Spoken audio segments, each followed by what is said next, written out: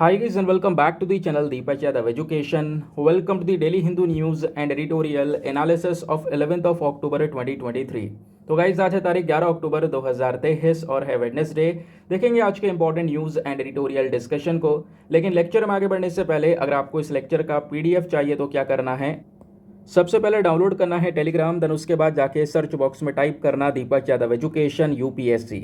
As you can see guys आपको ये वाला चैनल मिल जाएगा, इस पर क्लिक करना और जाकर इस चैनल को ज्वाइन कर लेना। ज्वाइन करने से फ़ायदा क्या होगा, यहाँ पर डेली बेसिस पर लेक्चर का पीडीएफ मिल जाता है, डेली करंट अफेयर के वीडियो का पीडीएफ मिल जाता है और डेली बेसिस पर बहुत सारे डिजिटल नोट्स मिल जाते हैं। नाउ बढ़ते हैं आगे। आगे बढ़ने से पहले हमेशा की तरह हम लोग अपने लेक्चर को एक मैप के क्वेश्चन के साथ स्टार्ट करेंगे। तो आज आप सभी को मैप में जाकर देखना है मॉन्ट ब्लैंक को, ये क्या है और कहाँ पर है एग्जैक्टली लोकेटेड, इसको अच्छे से मैप में देखना। देन उसके बाद आकर नीचे कमेंट सेक्शन में टाइप करना, जिससे कि आप लोग इसको लंबे समय तक याद रख पाओगे। साथ ही साथ एक क्वेश्चन सॉल्व करेंगे जो कि यूपीएससी प्रीवियस ईयर साल 2015 के प्रीलिम्स में पूछा गया था। डेली बेसिस पे हम लोग यहाँ पर एक प्रीवियस ईयर क्वेश्चन को भी सॉल्व करते हैं। क्वेश्चन क्या बोलता है, which one of the following countries of south west Asia does not open out to the Mediterranean sea. दोस्तों यहाँ पे ना 4 देश दिए गए हैं जो कि साउथ वेस्ट एशिया वाले रीजन के अंदर में लोकेटेड हैं, ठीक है। और अभी ये चारों के चारों देश किसी ना किसी पर्पस की वजह से चर्चा में, फॉर एग्जांपल यहाँ पे बात कर रहे हैं इसराइल की, तो इसराइल भी अभी आपको चर्चा में देखने को मिलेगा, ठीक है।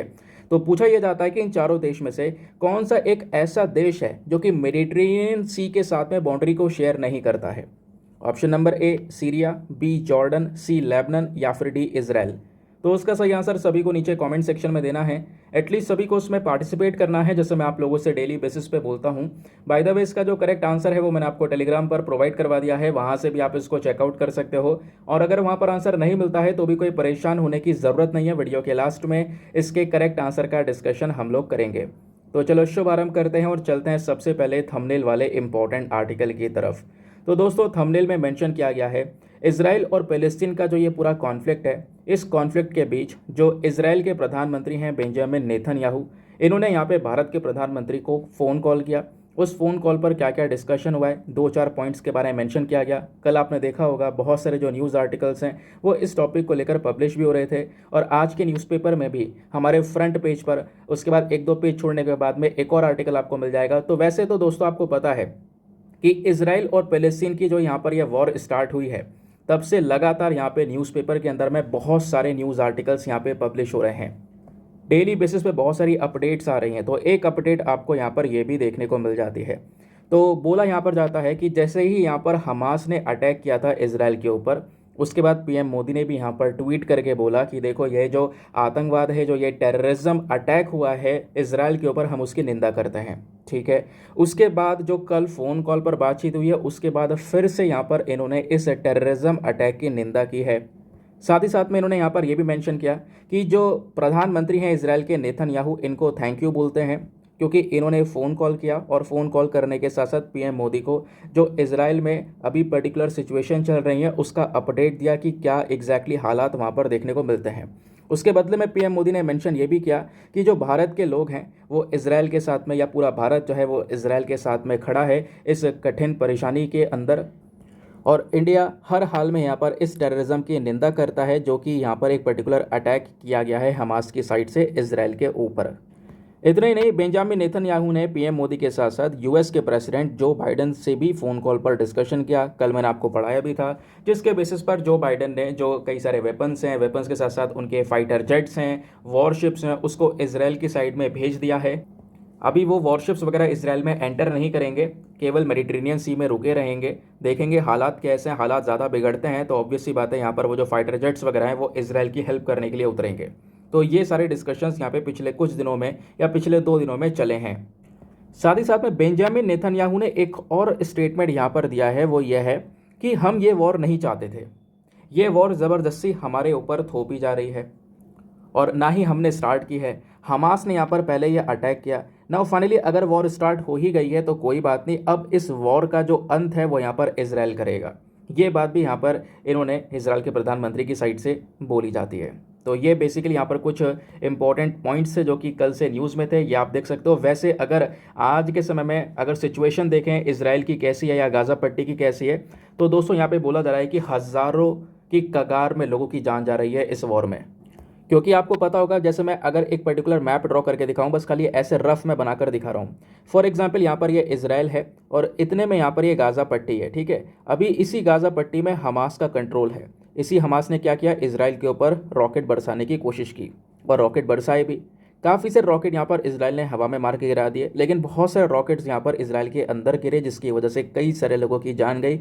हज़ारों लोग आज भी यहाँ पर घायल हुए हैं। तो इसी के बदले में इजराइल ने भी यहाँ से रॉकेट बरसाने शुरू कर दिए थे। लेकिन दोस्तों, यहाँ पे जब ये अटैक शुरू हुआ था ना हमास का, तो उन्होंने रॉकेट बरसाने के साथ साथ यहाँ पर ये इजराइल के अंदर में एंटर कर गए। तो इजराइल का जो ये साउथ वाला पोर्शन है, इसमें ये एंटर करने के बाद में कई सारे लोगों को किडनैप करके अपने साथ में ले गए। और उनका कहना यहाँ पर यह है, हमास ये बोलता है कि हम इन इजरायली पर्सन्स को तब तक नहीं छोड़ेंगे जब तक यहाँ पर इजराइल ने जिन पैलेस्टीनियंस को पकड़ के रखा है जेल में, इजराइल उनको नहीं छोड़ देता। और दोस्तों, यहाँ पर सिचुएशन इतनी बेकार हो चुकी है कि हमास ने जो इधर सदर्न पोर्शन से लोगों को पकड़ा है, इसमें जो नेपाल के कई सारे वर्कर्स, क्योंकि बहुत सारे जो लोग हैं नेपाल के, वो यहाँ पर इजराइल में काम करने जाते हैं, इंडिया से भी काम करने जाते हैं, तो नेपाल के भी कई सारे वर्कर्स को यहाँ पर पकड़ कर ले गए हैं ये हमास के लोग।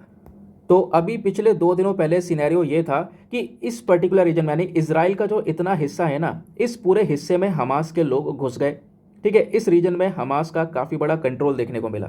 तो इजराइल ने यहाँ पर यह बोला कि 2 दिन के अंदर अंदर हम लोगों ने इतनी बॉम्बार्डिंग की है कि अपने इस पर्टिकुलर बॉर्डर वाले रीजन को, यानी गाज़ा और इजराइल का जो बॉर्डर वाला रीजन है, जिसको हमास ने कब्जा लिया था अभी थोड़े दिनों पहले, इसको वापस से रिकैप्चर कर लिया है। इसको वापस से यहाँ पर इजराइल के कंट्रोल में ले आए हैं। और इतने ज़्यादा बॉम्बार्डिंग की है कि जो बड़ी बड़ी बिल्डिंग्स हैं आप देख पाओगे, वो लगातार गिरती हुई चली जा रही हैं। जो गाज़ा पट्टी से लोग हैं, जो पैलेस्टीनियंस हैं, वो यहाँ पर अभी इस पैलेस्टीन को, यानी गाज़ा पट्टी को छोड़ छोड़कर निकल रहे हैं। क्योंकि दोस्तों, यहाँ पर जो मृतकों का संख्या है, जिन लोगों की मृत्यु हुई है, वो नंबर बहुत ज़्यादा हो गया। बोला यह जा रहा है पिछले 75 सालों में ऐसा नहीं हुआ कि इजराइल के इतने सारे लोग मारे गए हों, 500-900 लोग मारे गए हों। तो अभी तक का एक सबसे वर्स्ट अटैक है, सबसे भद्दा अटैक यहाँ पे हमास की साइड से किया गया है, जो कि एक सरप्राइज अटैक था। इसका कोई यहाँ पर कह सकते हो अंदाज़ा नहीं लगा पाया इजराइल की जो इंटेलिजेंस एजेंसी थी मोसाद, वो भी यहाँ पर फेल हो गई। अब आयरन डोम के ऊपर भी एक साथ अगर 5000 रॉकेट गिरते हैं, तो आयरन डोम भी यहाँ पर थोड़े बहुत रॉकेट मार पाएगा, वो भी कंफ्यूज हो गया और काफ़ी सारे रॉकेट्स यहाँ पर इजराइल में जाकर गिर गए। तो कई सारे लोगों की यहाँ पर जान जाती है। उसके बाद यहाँ पर जो हमास के जो लोग हैं, वो बंदूक लेके सीधा इजराइल में घुसे और कई सारे लोगों की यहाँ पर जान ले ली। और ऐसा यहाँ पर बताया जा रहा है कि अब इसका बदला यहाँ पर इजराइल पूरी तरह से ले रहा है। कई हज़ारों हमास फाइटर्स को यहाँ पर इजराइल ने मार दिया है। उसके अलावा कई सारे और लोग हैं यहाँ पर, कह सकते हो गाज़ा पट्टी के ऊपर जिस तरीके से बॉम्बार्डिंग की जा रही है, वहाँ पर भी कई सारे जो पैलेस्टीनियंस हैं उनकी जान जा रही है। तो ये ऑनगोइंग सिचुएशन आज के समय पर आपको यहाँ पे देखने को मिल जाती है। तो ये 2 आर्टिकल्स से जिसके बेसिस पे हमने आज का थंबनेल क्रिएट किया और ये मैंने आपको एक्सप्लेन किया।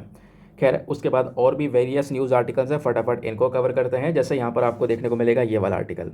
इस आर्टिकल को हम लोग GS paper number 3 science and tech के पॉइंट ऑफ व्यू से लिंक कर सकते हैं।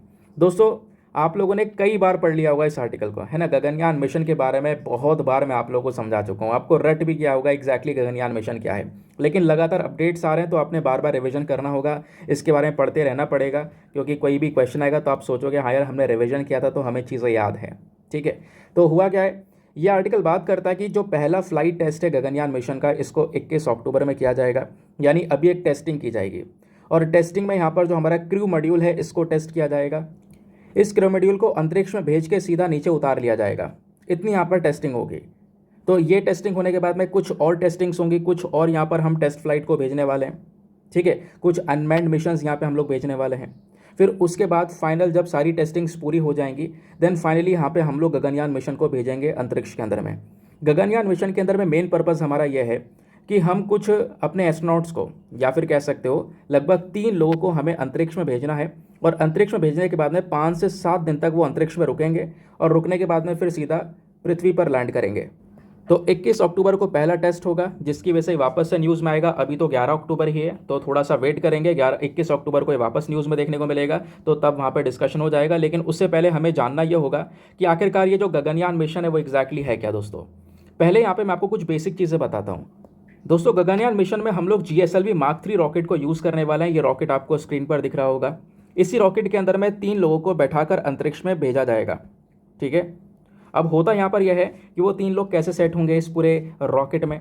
रॉकेट तो बड़े साइज़ का है, लेकिन दोस्तों आपने ध्यान में रखना है कि इस रॉकेट में सबसे ऊपर जो इसका यहाँ पर कैप आपको नज़र आएगा, इसमें एक छोटा सा रूम टाइप का यानी एक कमरे के प्रकार का यहाँ पर एक छोटा सा जो बॉक्स है वो रखा हुआ है। इसी बॉक्स को हम लोग बोलते हैं ऑर्बिटल मॉड्यूल। क्या बोलते हैं? Orbital module. लेकिन इस ऑर्बिटल मॉड्यूल में दोस्तों दो हिस्से हैं। कौन कौन से हिस्से हैं? ये ऊपर वाला हिस्सा ये है और निचला हिस्सा ये है। ऊपर वाला हिस्सा हम इसको क्या बोलते हैं? क्रू मॉड्यूल बोलते हैं, और निचले वाले हिस्से को हम बोलते हैं सर्विस मॉड्यूल।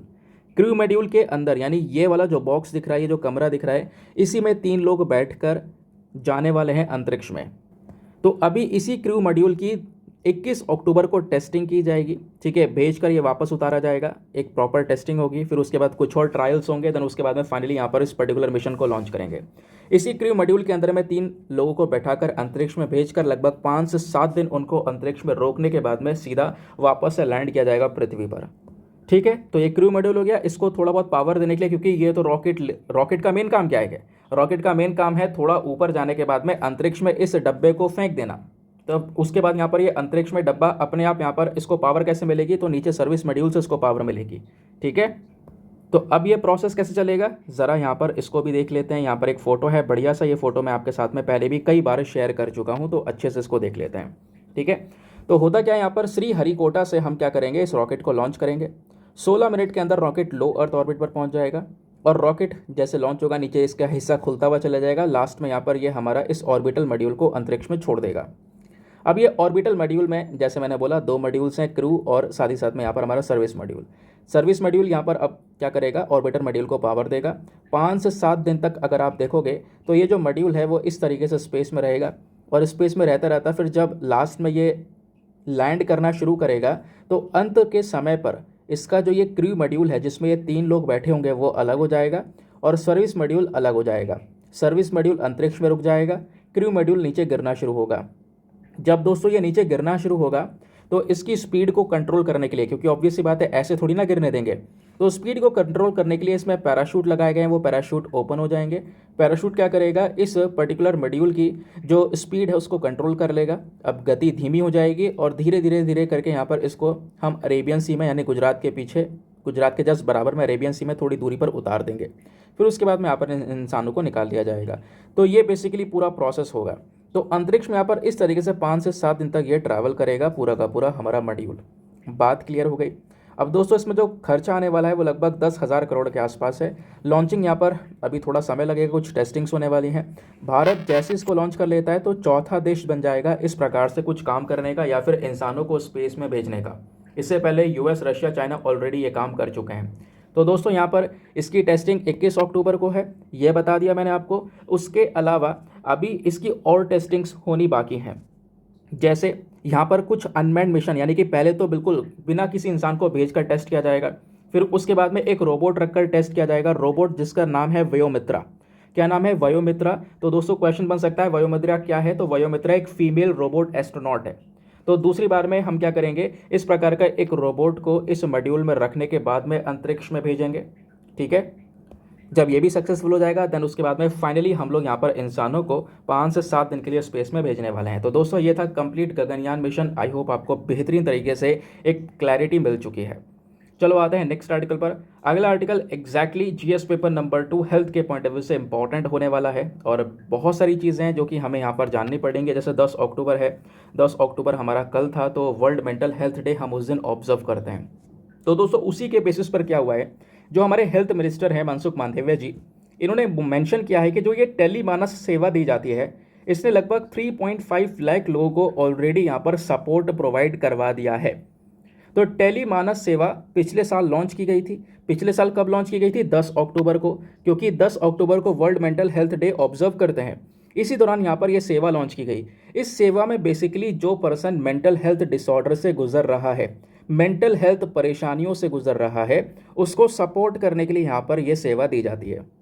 तो 1 साल के अंदर अंदर 3.5 लाख लोगों को यहाँ पर सपोर्ट प्रोवाइड करवाया गया, और बोला जा रहा है कि आज के समय में काम और तेज़ी से चल रहा है। आज के समय में कह सकते हो कि जो ये टेलीमानस सेल्स हैं, या हम लोग जो काउंसलिंग प्रोवाइड करवा रहे हैं, हर रोज़ 2000 पीपल्स को काउंसलिंग प्रोवाइड करवाई जा रही है। ठीक है, अलग अलग 44 टेलीमानस सेल्स आपको इंडिया में देखने को मिल जाते हैं। 1000 से ज़्यादा जो कॉल्स हैं वो आजकल रिसीव हो रही हैं हेल्पलाइन नंबर पर हर रोज़ के बेसिस पर। तो इतना तेज़ी से यहाँ पर कह सकते हो ये बहुत ज़्यादा पॉपुलर हो चुका है 1 साल के अंदर अंदर। तो उसी के बारे में यहाँ पर ये मेंशन किया गया। और इसको देखते हुए कई सारे जो मंत्रालय हैं उन्होंने यहाँ पर कॉन्ग्रेचुलेट किया है और यहाँ पर बधाइयाँ दी हैं टेलीमानस सेवा के 1 साल की पूर्ति होने के बाद में। तो अब दोस्तों आपको ही पता है ये जो आर्टिकल है ये एग्जाम में हेल्प नहीं करेगा, क्योंकि इस आर्टिकल में कुछ ऐसी चीज़ है भी नहीं जो आपको एग्जाम में सीधा हेल्प कर सके। एग्जाम में जो चीज़ हेल्प करेगी वो है आपकी मेंटल हेल्थ को लेकर एक पर्टिकुलर डेटा।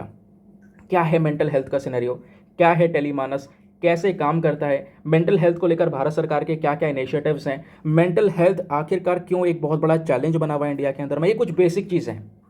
अगर ऐसे कवर करोगे तो प्रीलिम्स और मेंस या फिर इंटरव्यू तीनों एस्पेक्ट्स आपके कवर होते हुए चले जाएंगे, क्योंकि यहाँ पर तैयारी केवल पहले प्रीलिम्स बाद में मेंस ऐसे नहीं होती है, तीनों को साथ में लेकर चलना पड़ेगा। तो मैं आपको एक डेटा शेयर करूंगा और उसके बाद में आज का जो मेंस का क्वेश्चन है आप लोगों से वो भी मैं इसी आर्टिकल के ऊपर पूछने वाला हूँ। तो बहुत ध्यान से आपने उस मेंस के क्वेश्चन को अटेम्प्ट करना है, ठीक है। और दोस्तों वो मेंस का क्वेश्चन जो होगा एग्जैक्टली वो यूपीएससी ने पूछा हुआ है वो क्वेश्चन, तो आप प्रीवियस ईयर क्वेश्चन अटेम्प्ट करोगे आज। नाउ अब थोड़ा सा मैटर देख लेते हैं एग्जैक्टली क्या हुआ है। पिछले साल जो tele mental health assistance and networking across states, जिसको हम टेलीमानस के नाम से जानते हैं, यह इनिशिएटिव लॉन्च किया गया वर्ल्ड मेंटल हेल्थ डे पर 10 अक्टूबर को।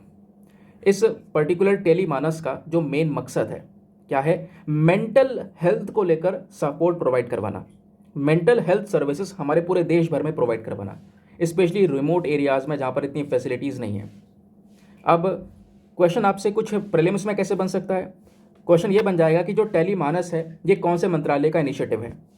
तो ध्यान रखना ये union ministry of health and family welfare का इनिशिएटिव है, ठीक है। और इसकी नोडल सेंटर कौन सी है, मेन सेंटर इसका निमहांस है, निमहांस, ठीक है। ये बात ध्यान रखना, निमहांस के साथ साथ एनएचआरसी भी यहाँ पर इसका एक मेन सेंटर आपको देखने को मिलेगा। ये सब मिलकर यहाँ पर एक टेक्नोलॉजिकल सपोर्ट प्रोवाइड करवाते हैं टेलीमानस को, जिसके बेसिस पर ये टेलीमानस काम कर रहा है। ये सर्विसेज कैसे देते हैं, 24 घंटे इनकी सर्विसेज अवेलेबल हैं। टोल फ्री नंबर यहाँ पर 14416 आपको ये देखने को मिल जाएगा।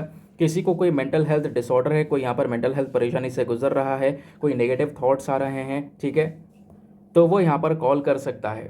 वो कॉल करके जो लैंग्वेजेस हैं, बहुत सारी लैंग्वेजेस दी गई हैं, उनको सेलेक्ट कर सकता है, जिसमें भी यहाँ पर वो सूटेबल हो, उसके बेसिस पर आप कह सकते हो उसको एक सपोर्ट मिलेगा। क्लियर हो गया। साथ ही साथ में जिस समय पर इसको लॉन्च किया गया ये भी बोला गया था कि कम से कम एक टेलीमानस सेल एस्टेब्लिश करना होगा हमें हर एक राज्य में और हर एक यूनियन टेरिटरी के अंदर में। और टेलीमानस को आज के समय में हम 2 टीयर सिस्टम के बेसिस पर चला रहे हैं, यानी इसके अंदर में भी 2 अलग अलग सिस्टम्स हैं। जो टीयर 1 वाला सिस्टम है इसमें क्या है, इसमें यहाँ पर आपके स्टेट टेलीमानस सेल्स देखने को मिलेंगे। इसमें कौन कौन होता है, इसमें ट्रेंड काउंसलर्स होते हैं, मेंटल हेल्थ स्पेशलिस्ट होते हैं, जिनको मेंटल हेल्थ की अच्छी खासी जानकारी है, वो स्पेशलिस्ट को रखा जाता है ताकि यहाँ पे लोगों को वो सपोर्ट कर सकें। जो लोग यहाँ पर इस टोल फ्री नंबर पर कॉल करके यहाँ पर मेंटल हेल्थ सपोर्ट चाहते हैं तो वो मेंटल हेल्थ स्पेशलिस्ट प्रोवाइड करवाता है। ये टीयर 1 के अंदर लोग हैं, लेकिन टीयर 2 में थोड़े एडवांस लोग हैं। टीयर 2 के अंदर में आप कह सकते हो कुछ स्पेशलिस्ट हैं डिस्ट्रिक्ट मेंटल हेल्थ प्रोग्राम के, मेडिकल कॉलेज के यहाँ पर कुछ स्पेशलिस्ट आपको देखने को मिल जाएंगे, जो कि यहाँ पर फिजिकल कंसल्टेशन के लिए भी अवेलेबल हो जाते हैं। ऑडियो विजुअल कंसल्टेशंस यहाँ पर करवाए जा सकते हैं। तो ये 2 अलग अलग सिस्टम्स आपको टेलीमानस के अंदर में देखने को मिलते हैं। और आज के समय पर इसके कई सारे कोऑर्डिनेटिंग सेंटर्स बन चुके हैं, कई सारे जो सेल्स है, कई सारे ऑफिसेस हैं, वो आज के समय पर हमारे देश भर में ओपन हो चुके हैं। अब बात यहाँ पर आती है कि मेंटल हेल्थ के ऊपर स्पेशल फोकस किया जा रहा है, तो क्या है मेंटल हेल्थ का सिनेरियो भारत में, ये थोड़ा जान लेते हैं। हमारे पास में एक पर्टिकुलर डेटा है, ठीक है। तो लैंसेट साइकाइट्री की एक रिपोर्ट थी फरवरी 2020 की, उन्होंने यहाँ पर यह बोला कि 2017 में लगभग 197.3 मिलियन पीपल ऐसे थे जो कि मेंटल डिसऑर्डर से गुजर रहे थे। मेंटल डिसऑर्डर से, मेंटल डिसऑर्डर मतलब यहाँ पर कोई लगभग कई सारे मिलियन लोग डिप्रेशन से गुजर रहे हैं, कई मिलियन लोग एंजाइटी से गुजर रहे हैं, ठीक है। तो ये परेशानियाँ यहाँ पर उनके अंदर में देखने को मिल रही है। तो उसको कहीं ना कहीं सपोर्ट करने के लिए जो ये टेलीमानस है इसकी शुरुआत यहाँ पर की गई है। कई सारे लोग की जो ज़िंदगी है ना, जो उम्र है, वो डिप्रेशन में रह रह के कम हो चुकी है, यानी कि मृत्यु उनकी बहुत लेट लिखी है, लेकिन वो इतना ज़्यादा डिप्रेशन में पड़ चुके हैं, उनकी मेंटल हेल्थ डिसऑर्डर्स एक बड़े लेवल पर पहुंच चुके हैं, जिसकी वजह से यहाँ पर क्या है, उनका कहीं ना कहीं जो डेथ है वो प्रीमेच्योर डेथ के अंदर बदल जा रहा है, समय से पहले यहाँ पर उनकी मृत्यु हो जा रही है। और इसी के लिए यहाँ पर मेंटल हेल्थ को इम्प्रूव करने के लिए सरकार ने कई सारे इनिशिएटिव्स उठाए। फॉर एग्जाम्पल 2017 में ये एक्ट लेकर आए, मेंटल हेल्थ केयर एक्ट 2017। वैसे 2017 में एक्ट को लेकर आया गया, लेकिन काम करना इसने 2018 से शुरू किया। इसने यहाँ पे फोकस रखा कि जो भी यहाँ पर पर्सन विद डिसेबिलिटीज़ हैं, है ना, उनके ऊपर भी फोकस किया जा सके, उनके मेंटल हेल्थ के ऊपर भी ध्यान दिया जा सके। फिर किरण को लेकर आए। किरण क्या है, ये ministry of social justice empowerment ने यहाँ पर एक कह सकते हो 24 घंटे के लिए एक टोल फ्री हेल्पलाइन लॉन्च कर दी। और इस हेल्पलाइन के माध्यम से जो भी पर्सन एंजाइटी, डिप्रेशन या सुसाइड के थॉट्स आ रहे हैं या कोई दूसरे मेंटल हेल्थ कंसर्न्स हैं, अगर ऐसा कुछ किसी के साथ में हो रहा है तो यहाँ पर वो टोल फ्री नंबर पर कॉल करके एक सपोर्ट ले सकते हैं। फिर उसके बाद में मनोदर्पण इनिशिएटिव स्टार्ट किया गया। ये मिनिस्ट्री ऑफ एजुकेशन अंडर आत्मनिर्भर भारत अभियान का एक इनिशिएटिव है, यानी इसी आत्मनिर्भर भारत अभियान के तहत यहाँ पर इस इनिशिएटिव को स्टार्ट किया गया। दोस्तों, मनोदर्पण इनिशिएटिव का जो मेन मकसद है क्या है, बच्चों को या कोविड के दौर पर जब कोविड-19 चल रहा था, अपने पीक पर था, तो उस समय पर फैमिली मेंबर्स को, टीचर्स को, स्टूडेंट्स को psychological support, mental support provide करवाने के लिए इनिशिएटिव लेकर आया गया। फिर निमहंस राह ऐप यहाँ पर स्टार्ट किया गया। ये एकलौता कह सकते हो एक one stop source of data था, यानी मेंटल हेल्थ सेंटर्स को लेकर, मेंटल हेल्थ के प्रोफेशनल्स को लेकर सारा का सारा डेटा आपको इस वाले पर्टिकुलर एप्लीकेशन पर मिल जाता था। तो आप कहोगे इतना कुछ हम कर रहे हैं, इतने सारे इनिशिएटिव उठाए जा रहे हैं, इतने सारे सेंटर्स ओपन करे गए, ऐसा क्यों?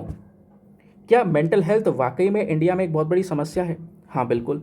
और ये हो कैसे रही है? मतलब कि देखो दोस्तों, मेंटल हेल्थ एक बहुत बड़ा चैलेंज बन चुका है और इसमें ना कई सारे इश्यूज़ हैं, कई सारी समस्याएं हैं। सबसे पहला यहाँ पर सोशल मीडिया। हमारा सोशल मीडिया का जो यूज़ है वो पिछले कुछ समय पर बहुत तेज़ी से इंक्रीज़ हो चुका है, स्पेशली कोविड-19 के बाद तो बहुत तेज़ी से। लोग घर पर बैठे हैं, सोशल मीडिया का यूज़ कर रहे हैं और सोशल मीडिया का यूज़ करते करते उनका टाइम कैसे इतना ज़्यादा निकल जाता है पता नहीं चलता। और उसकी वजह से यहाँ पर जो लोग हैं ना, वो सोसाइटी में जो रियल इंटरेक्शन है वो भूल गए हैं। आजकल वो मोबाइल में ज़्यादा कह सकते हो टाइम बिता रहे हैं। वो असल में यहाँ पर बाहर के किसी व्यक्ति से उन्हें बात करे हुए बहुत समय हो जाता है। और जब आप यहाँ पे एक सोशल इंटरेक्शन, रियल में इंटरेक्शन करते हो तो वो ज़्यादा हेल्दियर है। वो ज़्यादा आपको यहाँ पर कुछ सिखाएगा, इंटरेक्शंस करना सिखाएगा, बहुत कुछ यहाँ पर आप चीज़ें शेयर कर सकोगे। लेकिन सोशल मीडिया पर केवल स्क्रॉल करना बैठकर, ये आपके मेंटल हेल्थ के लिए एक बहुत बड़ा चैलेंजिंग टास्क है। खैर, हमको ईजी लगता है कि यार बस खाली क्या करना है, स्क्रॉल करना है, यहाँ पर अपने एंटरटेनमेंट के पर्पज़ के लिए यूज़ कर रहे हैं, बट आप कहीं ना कहीं बहुत ज़्यादा पीछे रह जा रहे हो। ऐसा नहीं होना चाहिए था। ऐसी कोविड-19 पेंडेमिक की वजह से भी कह सकते हो कि कई सारे लोग, यानी डिप्रेशन में जाने वाले लोगों की संख्या बढ़ गई, एंजाइटी में जाने वाले लोगों की संख्या बढ़ गई 2020 की कंपैरिजन में। तो ये भी यहाँ पर एक बहुत बड़ी समस्या बनी, जिसकी वजह से जो मेंटल हेल्थ प्रॉब्लम्स है वो इंक्रीज़ होने लगी। लोगों की जॉब चली गई, उनके पास में फाइनेंशियल ज़्यादा रिसोर्सेस नहीं थे, कैसे यहाँ पर गुजारा चलेगा, स्कूल बंद हो गए और भी कई सारी प्रॉब्लम्स, सोशल आइसोलेशन देखने को मिला, घर में केवल बंद थे। तो इसकी वजह से भी बहुत सारे लोग जो मेंटल हेल्थ से सफ़र करना शुरू कर गए। फिर एक और समस्या यहाँ पर देखने को मिलती है, गरीबी। जो मेंटल हेल्थ है, ऑब्वियस सी बात है दोस्तों, ये गरीबी से भी बहुत बड़ा लिंक खाती है। कई सारे लोग यहाँ पर जो पॉवर्टी में रह रहे हैं, जो गरीबी में रह रहे हैं, ज़्यादा अच्छे यहाँ पर सोर्सेस नहीं है उनके इनकम के, बस खाली ज़िंदगी चल रही है, तो कहीं ना कहीं वो ज़्यादा मेंटल हेल्थ कंडीशन से गुजर रहे हैं। और दूसरी तरफ अगर आप देखोगे, ऐसे लोग जिनकी मेंटल हेल्थ कंडीशंस बहुत बुरी हो जाती है ना, क्योंकि इसका उल्टा भी कर दो, अगर यहाँ पे कोई गरीब पर्सन है वो भी मेंटल हेल्थ कंडीशन से गुजर रहा है तो उसका उल्टा कर दो। भाई किसी को मेंटल हेल्थ प्रॉब्लम्स हैं, है ना, डिप्रेशन में ज़्यादा रह रहा है, तो वो भी यहाँ पर आने वाले समय पर गरीबी की चपेट में पड़ सकता है, क्योंकि मेंटल हेल्थ प्रॉब्लम्स, डिप्रेशन की वजह से वो अपने काम पर फोकस नहीं कर पाएगा, उसका जो रोज़गार है वो छिन जाएगा, हेल्थ के ऊपर ज़्यादा खर्चा होगा, इससे यहाँ पर क्या होगा, वो पॉवर्टी की चपेट में आ जाएगा। तो ये दोनों भी कनेक्शंस आपको देखने को मिल जाते हैं, ये भी एक पर्टिकुलर इशू है। फिर उसके बाद में lack of mental health infrastructure, ये भी एक one of the biggest problem है।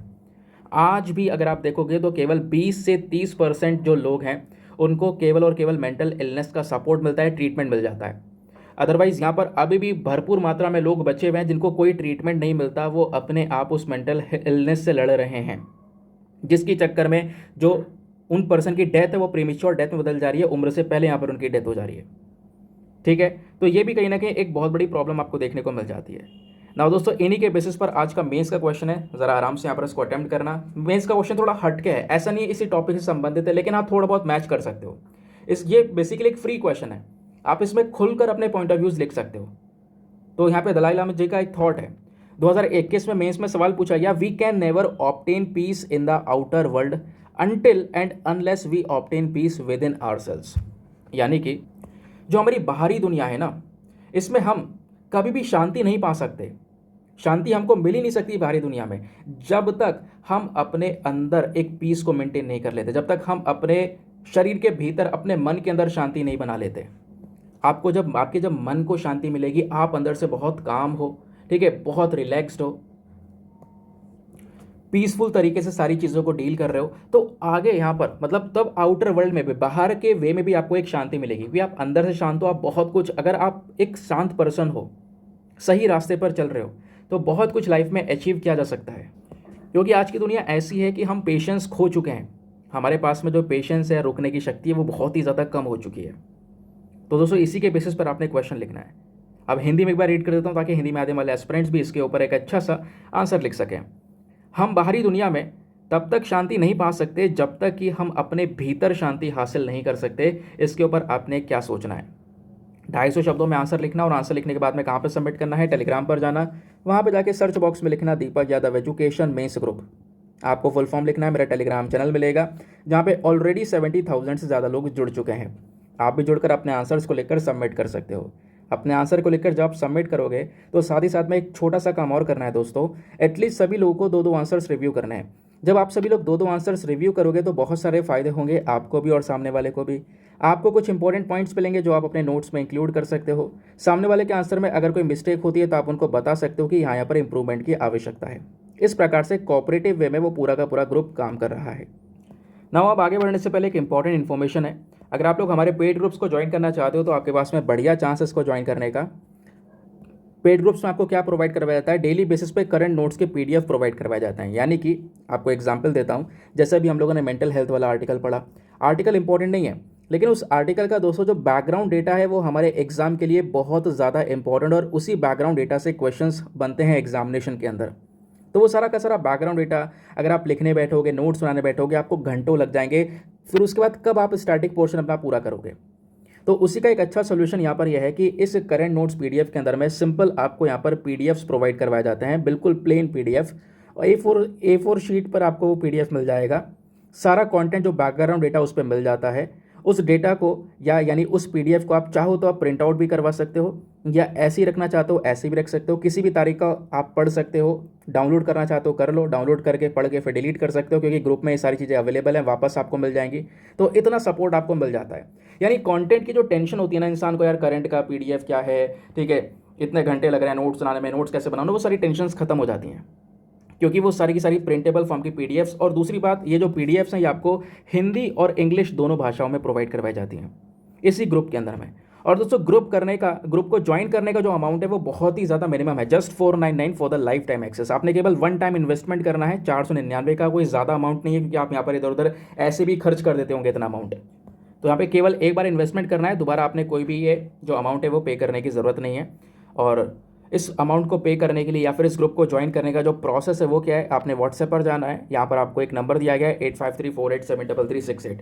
इस नंबर पर मैसेज कर देना कि हाँ मुझे ग्रुप ज्वाइन करना है। आपको वहाँ पे पेमेंट का प्रोसेस बताया जाएगा, और पेमेंट के प्रोसेस से ज़्यादा इंपॉर्टेंट दोस्तों है डेमो वीडियो का लिंक। आपको पूरा डेमो वीडियो दिखाया जाएगा, चेक कर सकते हो कि ये ग्रुप मुझे कैसे हेल्प करेगा। अपने आप को सेटिस्फाई करने के बाद में जो है ये इन्वेस्टमेंट आप कर सकते हो ना। आगे बढ़ने से पहले दोस्तों मेक श्योर करना वीडियो पे जो लाइक का बटन है यार उसको प्रेस कर देना। एक छोटा सा हमारा टारगेट है, डेली बेसिस पे आप लोगों को दिया जाता है भाई 5000 लाइक्स पूरे करवाने हैं। यहाँ तक पहुँच चुके हो तो जल्दी से जल्द बटन के ऊपर प्रेस करो और इस टारगेट को पूरा करवाओ। साथ ही साथ में मेरे साथ में इंस्टाग्राम पे जुड़ सकते हो। इंस्टाग्राम पे जाना, सर्च बॉक्स में लिखना दीपक यादव एजुकेशन, मेरा प्रोफाइल मिलेगा जहाँ पे ऑलरेडी 13,000 से ज़्यादा लोग जुड़ चुके हैं, लगभग 13.9 हो चुके हैं। तो जल्दी जल्दी यहाँ पर 14K भी आप पूरा करवा सकते हो ना। आगे आते हैं ना। अगला आर्टिकल हमारा इकोनॉमी के पॉइंट ऑफ व्यू से इंपॉर्टेंट है। आज जो है ना इकोनॉमी के 2-3 आर्टिकल आए हैं, और 2-3 जो आर्टिकल हैं सब इंपॉर्टेंट है, ज़्यादा इंपॉर्टेंट है। फॉर एग्जांपल जैसे ये वाला आर्टिकल, यहाँ से भी यूपीएससी सवाल पूछ चुका है। जैसे यहाँ पर दोस्तों बात की जा रही है कि जो ये इंटरनेशनल मॉनेटरी फंड है, इन्होंने भारत का जो जीडीपी ग्रोथ फोरकास्ट है 2024 के लिए वो 6.3% कर दिया, यानी कि थोड़ा सा बढ़ा दिया है। मैटर क्या मैं आपको समझाता हूँ। जैसे ये इंटरनेशनल मॉनेटरी फंड हो गया, वैसे यहाँ पर वर्ल्ड बैंक हो गया, वैसी कई सारी जो क्रेडिट रेटिंग एजेंसियाज होती हैं वो सब हो गई। ये क्या करती हैं? ये हर महीने कुछ डेटा निकालती हैं, अलग अलग देशों की यहाँ पर ये ग्रोथ देखती हैं कि भाई आने वाले समय पर या इस साल यहाँ पर ये देश कितनी तेज़ी से ग्रो करेगा, कितने प्रतिशत से ग्रो करेगा। ये सारा डेटा यहाँ पर ये जो बॉडीज़ हैं वो निकाल कर हमको प्रोवाइड करवाती हैं, ठीक है। अब ये हर महीने आता है। अब इनको दिख रहा है कि यार इकॉनमी सही रन नहीं कर रही है, तो क्या करेंगे? यहाँ पर ये इस फोरकास्ट को कम कर देते हैं। यहाँ पर ये बोलते हैं भारत अब इतना नहीं, इतने प्रतिशत से ग्रो करेगा, और इनको ग्रोथ अच्छी दिख रही है, ठीक है। चीज़ें थोड़ी यहाँ पर इंप्रूव हो रही हैं, इन्फ्लेशन कम हो रहा है या बाकी सारी चीज़ें इंप्रूव हो रही हैं, तो इसके बेसिस पर यह क्या करेंगे? ग्रोथ रेट को यहाँ पर बढ़ा देंगे। तो ये डेटा हमेशा आता रहता है, बदलता रहता है। तो क्या ये डेटा ध्यान रखना है एग्जाम के लिए? बिल्कुल नहीं। एग्जाम में डेटा कभी नहीं पूछा जाता, इतिहास है यूपीएससी का। इकोनॉमी में हर बार बोलता हूँ जो इंपॉर्टेंट कॉन्सेप्ट्स हैं वो आपने जानने होते हैं। फॉर एग्जाम्पल इस आर्टिकल में आपको क्या मिल जाता है पढ़ने के लिए, इस आर्टिकल में आपको मिलता है इंटरनेशनल मॉनेटरी फंड IMF क्या है, इसका मेन काम क्या है, ये आपने पता होना चाहिए। ठीक है, तो इन्होंने यहाँ पर अपना वर्ल्ड इकोनॉमिक आउटलुक को रिलीज़ किया और उसमें 2024 में भारत का जो इकॉनमी है उसकी ग्रोथ इन्होंने बताई है। एक अंदाज़ा लगाकर बताया है कि 2024 में जो भारत है वो 6.3% से ग्रो करेगा, और अभी जो पिछला इन्होंने डेटा दिया था उसमें ये बोला था कि 6.1% से ग्रो करेगा। तो इन्होंने अब थोड़ा सा हमारी ग्रोथ की जो ग्रोथ के अंदर में जो इंप्रूवमेंट है वो यहाँ पर दिखाया है कि हाँ अब थोड़ा तेज़ी से ग्रो कर सकता है। और जैसे मैंने बोला ये हमेशा चेंज होता रहता है, लेकिन अब एग्ज़ाम में आपने पढ़ना है, क्योंकि ऑब्वियस सी बात है हम तैयारी कर रहे हैं एग्जामिनेशन की, तो हमें यहाँ पर इनसे कोई लेना देना नहीं है। हमें सिंपल सा पता होना चाहिए कि इंटरनेशनल मॉनेटरी फंड क्या है और इसका मेन काम क्या होता है। तो दोस्तों इंटरनेशनल मॉनेटरी फंड को हमने वर्ल्ड बैंक के साथ में ही बनाया था सेकेंड वर्ल्ड वॉर बाद। तो जो द्वितीय विश्व युद्ध हुआ था उस सेकेंड वर्ल्ड वॉर के बाद में अलग अलग बॉडीज़ बनाई गई दुनिया भर की कंडीशंस को इंप्रूव करने के लिए, क्योंकि सेकेंड वर्ल्ड वॉर में बहुत ज़्यादा यहाँ पर तबाही मची, कंट्रीज़ की जो इकॉनमीज़ है वो पूरी तरह से ठप हो चुकी थी। तो उसके बाद यहाँ पर वर्ल्ड बैंक और IMF इन दोनों बॉडीज़ को बनाया गया ताकि उन कंट्रीज़ को सपोर्ट प्रोवाइड करवाया जा सके। दोस्तों ये दोनों की दोनों जो ऑर्गेनाइजेशन है ये कब बनाई जाती हैं? अमेरिका में। अमेरिका में एक कॉन्फ्रेंस चलता है, एक मीटिंग चलती है, ब्रेटन वुड कॉन्फ्रेंस। ठीक है, उसी दौरान यहाँ पर वर्ल्ड बैंक और इंटरनेशनल मॉनेटरी फंड को तैयार किया गया। आज के समय पर जो इंटरनेशनल मॉनेटरी फंड है इसको गवर्न करती हैं 190 देश। कितने देश? 190 कंट्रीज़ यहाँ पर आपको इसको गवर्न करती हुई नजर आएंगी। क्या इंडिया ने यहाँ पर इसको ज्वाइन किया है? बिल्कुल, भारत भी इसका मेंबर है और भारत ने देश की आज़ादी से पहले ही IMF को ज्वाइन कर लिया था। कब? 27 दिसंबर 1945 में इंडिया ने IMF को ज्वाइन किया। क्वेश्चन यहाँ पर यह है कि IMF को क्यों बनाया गया, इसका पर्पज़ क्या है? इसका पर्पज़ दोस्तों यही है, जैसे दुनिया भर में ना कभी कभी कई सारे जो देश हैं वो उनकी इकॉनमी बुरी तरह से सफ़र करनी शुरू हो जाती है। फॉर एग्जांपल हम एग्जांपल ले लेते हैं पाकिस्तान का, या हमने ले लिया एग्जांपल श्रीलंका का। ये जो कंट्रीज़ हैं पिछले कुछ समय पर इनकी इकॉनमी की धज्जियाँ उड़ चुकी हैं। अगर हम लोग बात करें श्रीलंका की तो इनकी इकॉनमी पूरी तरह से डाउन हुई, फॉरेन एक्सचेंज रिजर्व वगैरह यहाँ पर ख़त्म हो गया, लोन पे लोन यहाँ पर इनके ऊपर चढ़ा हुआ है, वो लोन चुकाने के लिए भी इनको लोन लेना पड़े, यह हालात यहाँ पर इनके हो चुके हैं। तो इस बेसिस पर जो इंटरनेशनल मॉनेटरी फंड है वो इनकी मदद करने के लिए उतरता है ताकि इन कंट्रीज़ को स्टेबल बनाकर रखा जा सके। ये यहाँ पर मेन मकसद हमारा IMF का है, समझ गए। अब इंटरनेशनल मॉनेटरी फंड दोस्तों कुछ रिपोर्ट्स पब्लिश करता है। अब ज़्यादा रिपोर्ट्स नहीं है, केवल 2 रिपोर्ट्स हैं। 2 रिपोर्ट्स के नाम ध्यान रख सकते हो आप, एग्जाम में डायरेक्टली पूछा जाता है। तो international monetary fund 2 reports publish करता है, एक है ग्लोबल फाइनेंशियल स्टेबिलिटी रिपोर्ट और दूसरी है वर्ल्ड इकोनॉमिक आउटलुक। मैं आपको बताऊं तो दोनों को लेकर UPSC सवाल पूछ चुका है, दोनों रिपोर्ट्स को लेकर। और अभी दोस्तों यहाँ पर कौन सी रिपोर्ट रिलीज़ की गई है? वर्ल्ड इकोनॉमिक आउटलुक, जिसके माध्यम से इंडिया की जो GDP है, जो इकॉनमी है, उसकी जो फोरकास्टिंग वो इंप्रूव की गई है। यही तो आपको पढ़ाया था, लेकिन बैकग्राउंड आप देख रहे हो कि बैकग्राउंड कहाँ पर लिंक हो रहा है। तो IMF यहाँ पर वर्ल्ड इकोनॉमिक आउटलुक को जारी करता है और UPSC ने 2017 में इस प्रकार के कुछ क्वेश्चंस पूछे। क्वेश्चंस क्या था? Which of the following gives global gender gap index ranking to the countries of the world. ठीक है, ग्लोबल जेंडर गैप इंडेक्स यहाँ पर कौन जारी करता है? तो यहाँ पर इसका सही उत्तर है option number A, world economic forum. ठीक है, ये ध्यान रखना। तो मैंने आपको एक एग्जाम्पल दिखाया कि यहाँ से इस तरीके से जो क्वेश्चन आपसे बन सकते हैं, पूछा जा सकता है कि वर्ल्ड इकोनॉमिक आउटलुक यहाँ पर कौन लेकर आता है? तो वो लेकर आता है IMF। समझ गए? आगे आते हैं उसके बाद में नेक्स्ट आर्टिकल पर। नाउ अगला आर्टिकल भी इकॉनमी के पॉइंट ऑफ व्यू से बहुत इंपॉर्टेंट है। क्या बात की जा रही है? State owned NBFCs put under PCA norms. हुआ क्या? Reserve bank of India RBI ने यहाँ पर एक स्टेप चल दिया। RBI ने क्या कर दिया, जो हमारे NBFCs होते हैं, NBFCs क्या होता है दोस्तों? नॉन बैंकिंग फाइनेंशियल कंपनीज, जिसमें PFC, REC, IRFC, IFCI, ये सारी यहाँ पर क्या है? हमारे नॉन बैंकिंग फाइनेंशियल कंपनीज हैं। तो कुछ मेजर सरकार की नॉन बैंकिंग फाइनेंशियल कंपनीज को अभी PCA के नियम कानून के अंडर में लेकर आया गया है ताकि उन फाइनेंशियल कंपनीज के ऊपर में अच्छी तरीके से निगरानी रखी जा सके। ठीक है, तो इनको PCA नॉर्म्स के अंदर में लेकर आया जाएगा। कब से लागू हो जाएगा इनके ऊपर PCA नॉर्म्स? अक्टूबर 2024 से। अभी 2023 चल रहा है, अगले साल अक्टूबर से यहाँ पर इन सभी NBFCs को PCA नॉर्म्स के अंदर में लेकर आ जाएंगे, यानी PCA के नियम कानून के अंडर में लेकर आ जाएंगे। अब यहाँ पर क्वेश्चन क्या है कि ये आर्टिकल कैसे हेल्प कर सकता है हमारे एग्जाम में? हेल्प कर सकता है, आपको पता होना चाहिए ये कि PCA नॉर्म्स क्या है दोस्तों। इसको हम बोलते हैं प्रॉम्प्ट करेक्टिव एक्शन, जिसके माध्यम से बैंक्स को बचाने का काम करता है reserve bank of India. Reserve bank of India bank को डूबने से बचाने का काम करता है PCA रूल्स एंड रेगुलेशंस के तहत। तो आओ मैं आपको डिटेल्स समझाता हूँ कि PCA एग्जैक्टली क्या है और कैसे काम करता है। ठीक है, इसको वैसे हम PCAF बोलते हैं, यानी प्रॉम्प्ट करेक्टिव एक्शन फ्रेमवर्क, यानी कि प्रॉपर रूल्स एंड रेगुलेशंस। इसका बैकग्राउंड क्या है, तो फटाफट यहाँ पर इसको समझते हैं। दोस्तों, जो ये पीसीए के नियम कानून है ना, इसके तहत हम ऐसे बैंकों के ऊपर ध्यान देते हैं जो कि कहीं ना कहीं बहुत ही कमज़ोर पड़ चुके हैं। उनका जो फाइनेंशियल डेटा है वो बहुत कमज़ोर हो चुका है।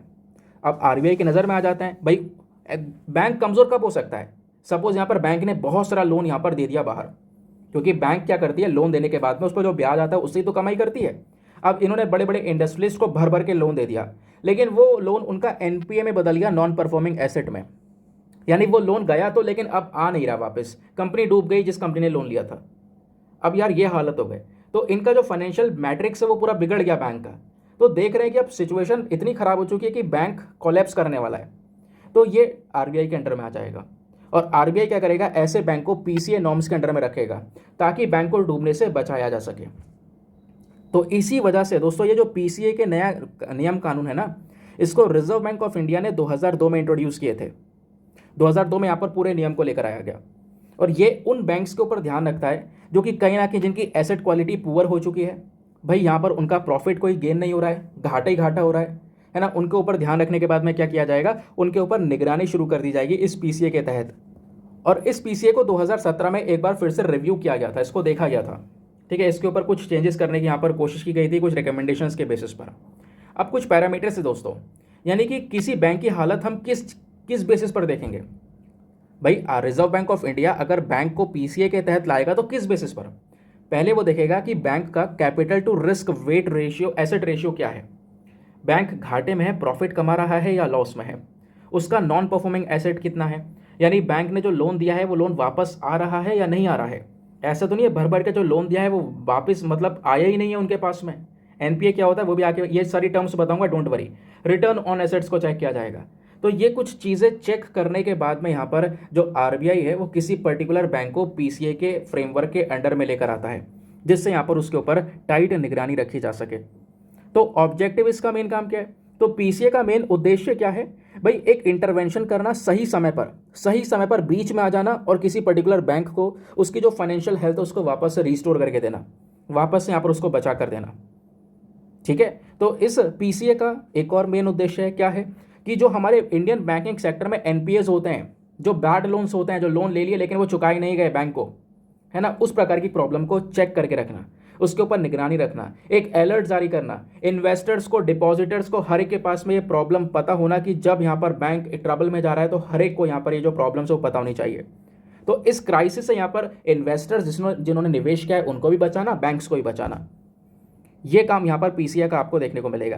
क्वेश्चन ये है कि ये जो बैंक है ये पीसीए को मतलब किस बेसिस पर देखते हैं। तो बैंक क्या करता है ना, मैं आपको बता दूं, बैंक को जनरली इन पीसीए के नियम कानून के तहत अपना जो पूरा साल का फाइनेंशियल रिजल्ट होता है, कितना पैसा आया, कितना गया, कितना फ़ायदा हुआ, कितना लॉस हुआ, ये सारा का सारा जो डेटा है ना वो यहाँ पर आरबीआई के पास में देना होता है। देन आरबीआई यहाँ पर उसको मैनेज करता है, देन उसके बाद में आरबीआई उसके ऊपर निगरानी रखने की बात करता है और देखता है हालत ख़राब है तो उसको पीसीए के तहत लिया आएगा। समझ गए? अब बात है यहाँ पर नॉन परफॉर्मिंग एसेट की, कि अभी हम बात कर रहे थे एनपीए क्या है ये एनपीए। तो एनपीए बेसिकली यहाँ पर एक लोन है। क्या है? लोन, या फिर कुछ ऐसा अमाउंट जो कि यहाँ पर बैंक के माध्यम से दिया गया किसी कंपनी को, लेकिन वो लोन 90 दिन के अंदर अंदर नहीं चुकाया गया, तो वो एनपीए कहलाता है। ये आपने ध्यान में रखना है। तो लोन हो गया या कोई एडवांस अमाउंट हो गया, ठीक है, जिसका जो प्रिंसिपल अमाउंट है, जो मेन पैसा दिया गया था वो भी नहीं चुकाया गया, साथ ही साथ में जो ब्याज है वो भी नहीं चुकाया गया, और 90 दिन तक अगर नहीं चुकाया गया तो वो एनपीए कहलाता है, नॉन परफॉर्मिंग एसेट कहलाता है। ठीक है, तो इससे यहाँ पर बैंक्स को वापस से देखना होता है, ऐसा ना हो कि बैंक्स के पास में वो पैसा आए ना और बैंक को एक बहुत बड़ा घाटा फेस करना पड़ जाए। फिर बात आती है CAR की, क्योंकि अभी हमने बात की थी कैपिटल एडिक्वेसी रेशियो को भी चेक किया जाता है। तो दोस्तों, कैपिटल एडिक्वेसी रेशियो क्या होता है? यह भी एक तरीका होता है जिससे हम क्या करते हैं, बैंक के पास में कितना पैसा अवेलेबल है इसको यहाँ पर चेक किया जाता है। ठीक है, तो कैपिटल एडिक्वेसी रेशियो क्या है? एक तरीका क्या करने का, एक रेशियो को मापने का। हम यहाँ पर चेक करते हैं कि बैंक के पास में कितना पैसा है। बैंक ने जो पैसा बाहर दिया हुआ है उधार में, वो उधार अगर ना आया बैंक के पास में तो बैंक झेल पाएगा उसको या नहीं झेल पाएगा? बैंक उस लॉस को एब्जॉर्ब कर पाएगा या नहीं कर पाएगा? उसके पास में क्षमता है या नहीं है? तो उसको भी चेक किया जाता है। इन सब चीज़ों को चेक करने के बाद में किसी पर्टिकुलर बैंक को पीसीए के नियम कानून के तहत लेकर आया जाता है। तो क्या होता है पीसीए? आई होप दोस्तों आपको ये प्रॉम्प्ट करेक्टिव एक्शन क्या है बिल्कुल बेसिक्स है, बिल्कुल स्क्रैच से समझ में आ चुका है। अब आप किसी को भी समझा भी सकते हो। ठीक है, तो इकॉनमी का ये भी एक रेलिवेंट आर्टिकल था, लेकिन बैकग्राउंड डेटा ज़्यादा इंपॉर्टेंट है। आगे आते हैं ना दोस्तों, फाइनली आते हैं एडिटोरियल डिस्कशन पे। तो आज का जो इकलौता एडिटोरियल है ये इंपॉर्टेंट है एग्जामिनेशन के पर्सपेक्टिव से। कुछ और एडिटोरियल भी हैं, वहाँ पे पॉलिटिक्स खेली जा रही है, और मैंने जैसा बोला है एग्जाम के लिए वैसे आर्टिकल इंपॉर्टेंट होते नहीं हैं, मैं आपको हमेशा वहाँ से बचाने की कोशिश करता हूँ। ठीक है, ये जो एडिटोरियल है ये इंपॉर्टेंट है, यहाँ पे कुछ बेसिक चीज़ों के ऊपर फोकस किया गया है। ठीक है, एग्जाम में इस तरीके के जो टॉपिक्स वो पूछे भी जा रहे हैं। तो जो राइटर हैं विभा दत्ता मखीजा, ये सुप्रीम कोर्ट में सीनियर एडवोकेट हैं। इन्होंने यहाँ पर मेंशन किया है women can't change, society needs change. Society के अंदर हमें एक बदलाव की ज़रूरत है, वेमेन के प्रति क्या चेंजेस हैं और चेंजेस की शुरुआत हो चुकी है वो भी इन्होंने मेंशन किया। कुछ इतिहास बताया, हिस्टोरिकल एविडेंसेस यहाँ पर दिए हैं। तो कुछ बेसिक डेटा है, इसको बहुत ध्यान से सुनते हुए चलना, एक एक करके सारी चीज़ों को मैं एक्सप्लेन करूँगा दोस्तों। ठीक है, तो राइटर ने यहाँ पर फोकस किया है 17th एडिशन का जो ग्लोबल जेंडर गैप रिपोर्ट है। ठीक है, अभी आपको पता होगा ग्लोबल जेंडर गैप रिपोर्ट को लेकर एक क्वेश्चन भी पूछा गया था, है ना, यूपीएससी का, जो ना पे आपको थोड़ी देर पहले आईएमएफ वाले आर्टिकल में दिखाया था कि ग्लोबल जेंडर गैप रिपोर्ट कौन रिलीज करता है दोस्तों। ये रिपोर्ट रिलीज करी जाती है वर्ल्ड इकोनॉमिक फोरम के थ्रू। तो ये तो हो गया यहाँ पर प्रीलिम्स का एक फैक्ट। अब बात यहाँ पर आती है इसके बारे में डिटेल से जाना मेंस के पर्सपेक्टिव से। तो दोस्तों 20 जून 2023 को ये जो 17वीं एडिशन की रिपोर्ट है ग्लोबल जेंडर गैप की वो हो जाती है रिलीज। अब दोस्तों बात यह है ग्लोबल जेंडर गैप यानी कि जो जेंडर्स हैं यानी कि मेल और फीमेल, इनके बीच में कितना ज़्यादा यहाँ पर आज के समय पर गैप है। फॉर एग्जांपल काम पर फीमेल को सैलरी कम मिल रही है, मेल को ज़्यादा मिल रही है। तो ऐसे कितने सारे गैप्स, कहाँ पर गैप्स हैं, उन सब का डेटा यहाँ पर ये जेंडर गैप रिपोर्ट तैयार करता है। तो 20 जून 2023 को यानी इसी साल के अंदर जो हमारा 17वीं एडिशन की यह रिपोर्ट है वो होती है रिलीज़। और उस रिपोर्ट में यहाँ पर यह बोला जाता है, उस रिपोर्ट के बेसिस पर बात करें तो लगभग बोला जा रहा है कि 146 कंट्री से सारा का सारा डेटा लिया गया। और जिस तरीके से प्रोग्रेस हो रहा है ग्लोबल जेंडर में वो बहुत धीमी गति से हो रहा है। राइटर यहाँ पर यह बोलते हैं, रिपोर्ट ये दर्शाती है कि जिस तरीके से हम बढ़ रहे हैं ना, अगर हम चाहें पुरुष और महिलाओं को बराबर करने के लिए इक्वालिटी की जो बात करते हैं, इस इक्वालिटी को पूरा होने में आने वाले समय पर 131 साल लग सकते हैं। 131 ईयर्स में जाकर ये इक्वालिटी पूरी होगी। और जो बड़े बड़े देश हैं साउथ एशियन कंट्रीज़ में, फॉर एग्जाम्पल इंडिया, पॉपुलेशन बहुत ज़्यादा है, वहाँ पे कम से कम 150 साल लगेंगे, 149 से लेकर 150 साल लगेंगे, तब जाके जेंडर गैप जो है ये इसकी भरपाई हो सकेगी, वेमेन और मेन दोनों इक्वल हो सकेंगे। ऐसा यहाँ पर ये रिपोर्ट बोलती है, राइटर ने ये बोला। ठीक है, अब हम क्या सोचते हैं कि भाई इक्वालिटी में जो रिजर्वेशन है एक मोस्ट इफेक्टिव तरीका है, आरक्षण दे दिया जाए, जो पीछे है उसको आरक्षण देकर बराबर कर दिया जाए। लेकिन राइटर बोलती हैं ये जो रिजर्वेशन है, ठीक है आप समझते हो इक्वालिटी में जो पीछे छूटे हैं उनको आरक्षण देकर आगे बढ़ा दिया जाए, लेकिन कहीं ना कहीं क्या उससे जो ये एफिशिएंसी लेवल है वो इंप्रूव होगा? नहीं। यहाँ पर तब भी आप कह सकते हो लंबे समय से वेमेन को मेन के प्रति इन्फीरियर माना जा रहा है, यानी कि मेन के कंपैरिजन में जो वेमेन है वो काफ़ी पीछे है, मेन से नीचे है।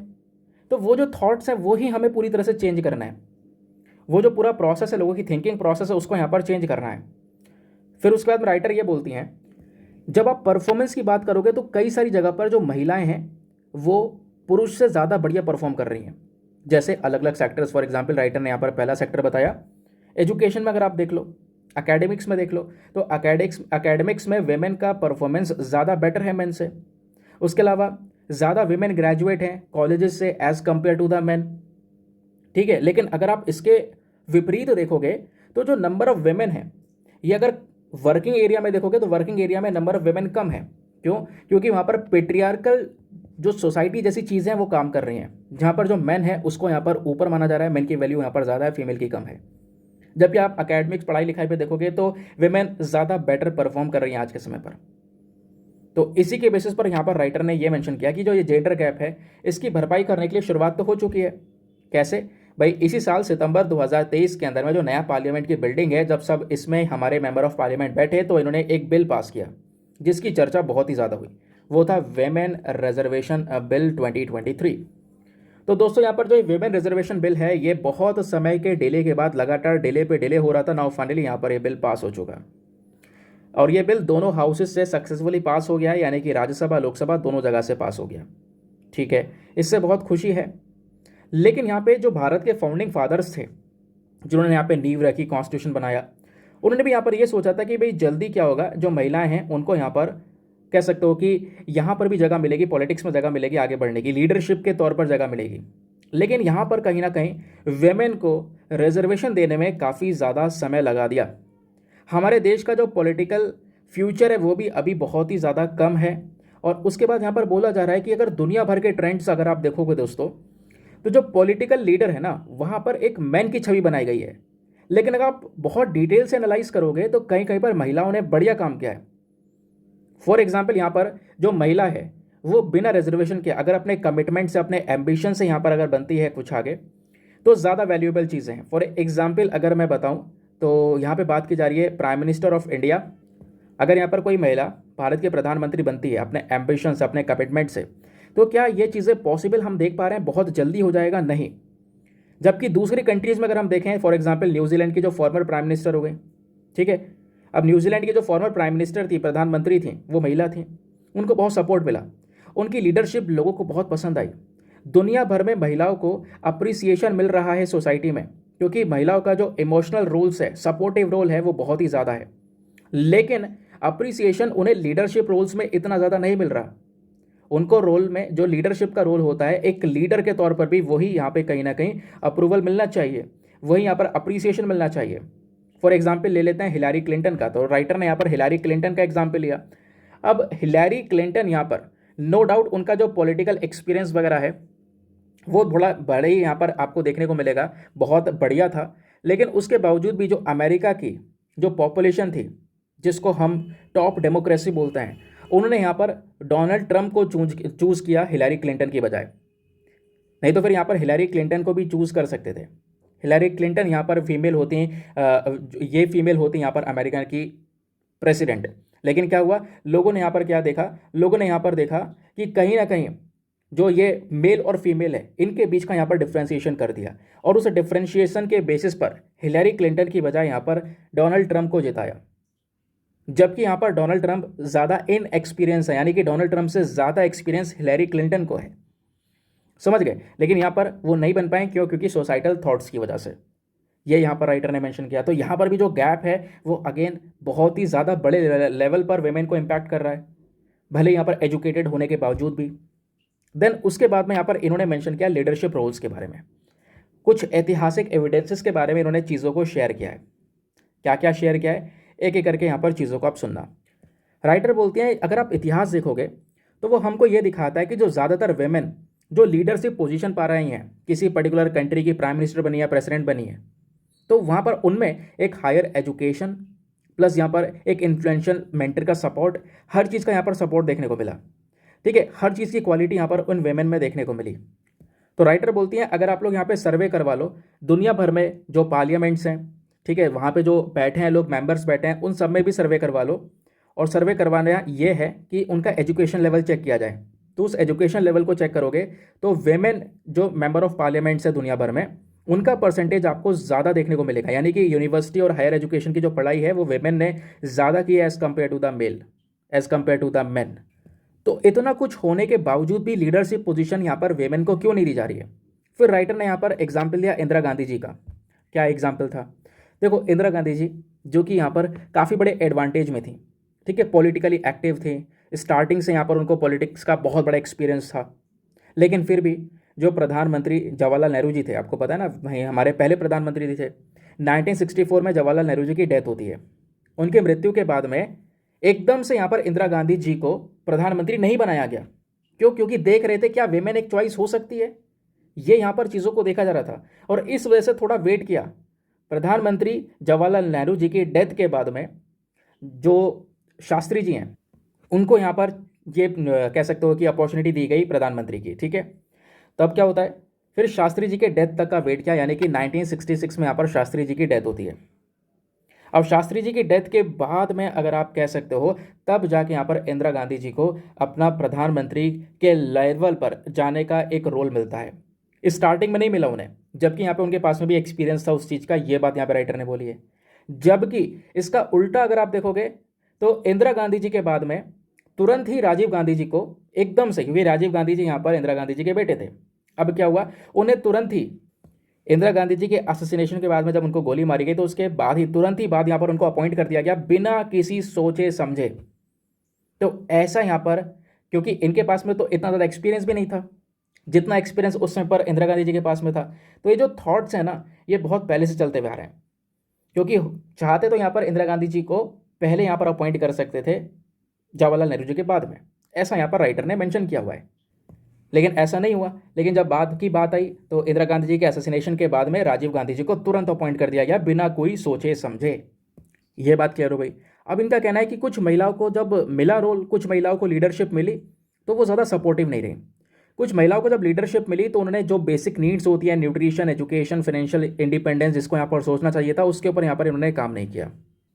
क्योंकि वो महिलाएं जिनको एकदम से ओहदा मिला ना, वो यहाँ पर मिसकंसेप्शन में जीने लगी। वो सोचने लगी वो लीडर्स बनी हैं अपने एफर्ट्स की वजह से, अपने सैक्रिफाइस की वजह से। लेकिन यहाँ पर जो उनके खुद के पर्सनल एडवांटेजेस हैं यहाँ पर उनको भूल गई। तो ऐसी भी चीज़ें हमको यहाँ पर नज़र आती हैं। तो कुछ को मिला मौका, उन्होंने सही से निभाया नहीं। फिर उसके बाद यहाँ पे राइटर ने मेंशन किया, अगर आप इतिहास देखोगे तो जो राउंड टेबल कॉन्फ्रेंस चल रहा था 1930 के समय पर लंदन के अंदर में, तो उस समय पर एक लेटर लिखा गया सरोजनी नायडू और साथ ही साथ में बेगम शाहनवाज के थ्रू। ठीक है, तो इन्होंने यहाँ पर कुछ चीज़ें प्रेजेंट की, all India women conference, women India association, उसके बाद में यहाँ पर जो national council of women in India था, उन चीज़ों का यहाँ पर पूरा का पूरा प्रेजेंट किया उन चीज़ों को। और उन सब लोगों ने यहाँ पर डिमांड की कि हमें ना कोई भी डिस्क्रिमिनेटरी बिहेवियर नहीं चाहिए, यानी जेंडर को लेकर हमें कोई भेदभाव नहीं चाहिए और ना ही जेंडर को लेकर हमें कोई फेवरेबल ट्रीटमेंट चाहिए। तो इस चीज़ की यहाँ पर मांग भी की गई थी। तो यहाँ पर जो महिला हैं, कुछ महिलाओं ने यहाँ पर रिजर्वेशन को स्टार्टिंग में ही रिजेक्ट किया, क्योंकि वो अपनी कैपेबिलिटीज़ के ऊपर यहाँ पर ज़्यादा जोर दे रही थी। फिर राइटर मेंशन करती है कि अगर हम लोग यहाँ पर अभी वेमेन रिजर्वेशन बिल से महिलाओं को आरक्षण देकर पॉलिटिकल लीडरशिप में आगे निकालते हैं, तो क्या यहाँ पर गारंटी है कि आगे फिर से उंगली नहीं उठाई जाएंगी? आगे यहाँ पर ये भी फोकस किया जा सकता है, या फिर आप कह सकते हो इस बिल का एक डिसएडवांटेज ये भी है कि आगे इनको यानी महिलाओं को बोला जा सकता है कि आप आरक्षण के बेसिस पर आई हो, आप अपनी कैपेबिलिटीज़ के बेसिस पर नहीं आई हो। ठीक है, वो भी चीज़ें कहीं ना कहीं एक बहुत बड़ी प्रॉब्लमेटिक चीज़ हैं। तो ग्लोबल जेंडर गैप किस लेवल पर चल रहा है ये आपने देखा। अब राइटर ने एक लास्ट पॉइंट और मेंशन किया। अब देख पाओगे मुलायम सिंह जी, ठीक है, इन्होंने पार्लियामेंट में 2010 में एक्यूजेशन दिए।